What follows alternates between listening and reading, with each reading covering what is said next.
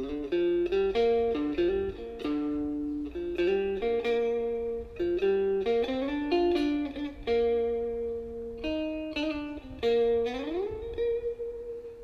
ណសូមអនកាយក្រាត់ថ្វាយបង្គំមានម្ដាយពីរំឪពុកខ្ញុំណាតាំងពីរូបកូនបែកពីគ្រួសារគុណសែនទុក្ខារលឹងអាឡ័យឥឡូវគឺពេលវិស្មកាត្រេត្រអាលបានជួបលោកថ្លៃ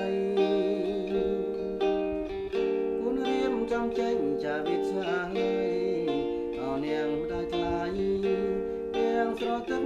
នេត្រាម្ដាយអើយអ្នកម្ដាយកូនស្ដាយពុំនៅបានជួបជុំយូរយីម្ដាយអើយកុំព្រីកូនសូមលាទៅតវិជាទៀតហើយអរនាងម្ដាយថ្លៃសូមម្ដាយកុំយំសូមម្ដាយពីរុំនៅបានសុខស្បាយ